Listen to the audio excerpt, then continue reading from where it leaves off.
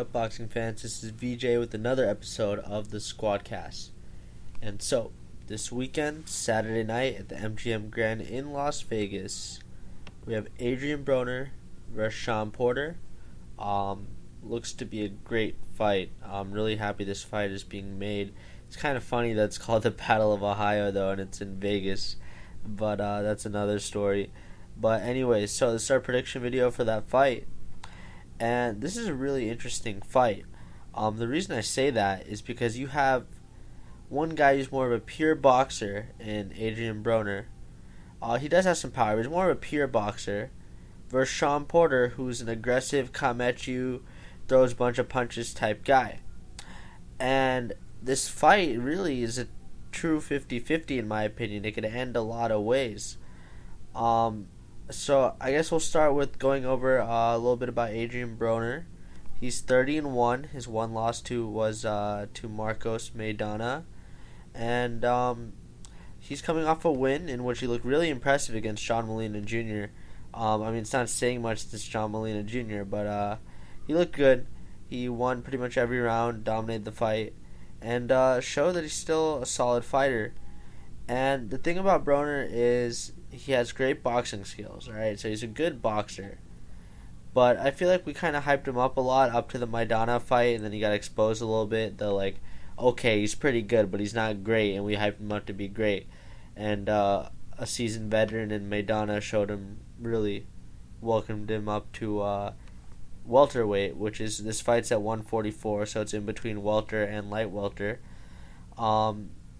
Porter's coming in a lot bigger than Broner. Porter's usually a welter, and he's going to have to make the catch weight, but he's a much bigger guy in general. And Porter has some real power. So Broner got knocked down twice by Maidana. So Porter might be able to do some damage to Broner. But okay, so for Adrien Broner, the one problem I have with him is he's really flat-footed, and so he struggles to move around as much when he's engaging. He kind of waits for the opponent to do something, or he starts his offense, but he's really flat-footed. He doesn't come in and come out, or he doesn't throw a shot and move around a little bit. He kind of stays in there, occasionally utilizes the shoulder roll. He's not that great at it, but whatever, and he's a little flat-footed. But Shawn Porter, on the other hand, doesn't have that great boxing skills. He's got great power, and he's relentless and aggressive, but that's about it. He's open on defense. He punches to your arms, to your back. Not much accuracy. He just punches and hopes to hit, which makes this prediction tough. But the way the fight might play out, I see two clear scenarios. I think Broner is going to dominate the actual boxing part, the rounds. He's going to go up plenty of rounds. But I think Porter is going to be very aggressive like he normally is and punching everywhere. And so he may be able to catch Broner, which could get him a few knockdowns or a knockout or a few rounds on the scorecard. And this fight is designed really to help Broner because of the no rehydration clause. Porter can only go up to maximum 154 after the catch weight. 154 meaning that's how much he can weigh the day of the fight. And that's not a problem for Broner because Broner usually fights in lower weight divisions. But for Porter, that's definitely a problem. But regardless, those are really the only two scenarios I see. I don't see Porter winning a UD because of boxing. I don't see Adrien Broner knocking Porter out. So really, all I see is one of those two scenarios. And making a prediction here is real tough because it's like kind of like a Khan fight. Like, Khan's probably going to win the rounds, but you never know if he gets caught or something.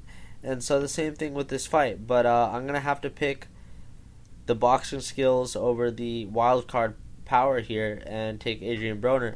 I think he's just a much more polished, better boxer than Porter.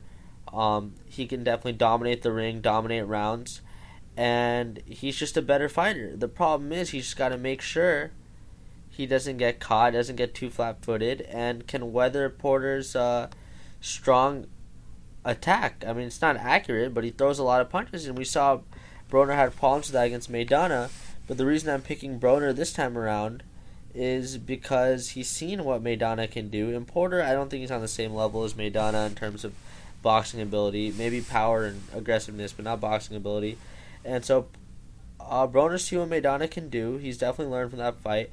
He hasn't been as flashy recently. He's definitely seemed to be, if you look at the videos from training camp, he looks real focused. And I don't think he's going to get caught by a super inaccurate puncher. Maidana has a lot more boxing skills than Porter. Maidana can be somewhat accurate with his punches. He can counter, and he can do a lot of things that Porter can't. And that's the thing about Porter, which is why he absolutely destroyed Paulie Malignaggi, but then he lost to Kell Brook. Paulie Malignaggi just ran him over. Malignaggi had no power. Porter didn't have to respect it and ran him over. And Broner has enough pop for Porter to respect. Whereas against Kell Brook could actually box. I mean, Porter was the favorite in that fight, but Kell Brook could actually box.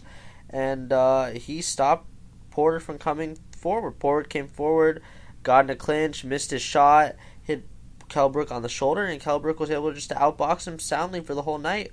And I think that's what we're going to see again. But with Shawn Porter, it's a wild card. You never know. He gets one clean shot, Broner could be out. But that's what I have for my prediction, Broner UD. It's going to be a great fight, one of the better PBC, if not the best PBC card they've given us. And hope you guys like this video. Let me know what you guys think in the comments, who's going to win, your analysis, or about anything in boxing in general. If you like this video, you can follow us on Twitter or Instagram at Squadcast Sports, and please subscribe. Thank you. Squadcast signing off.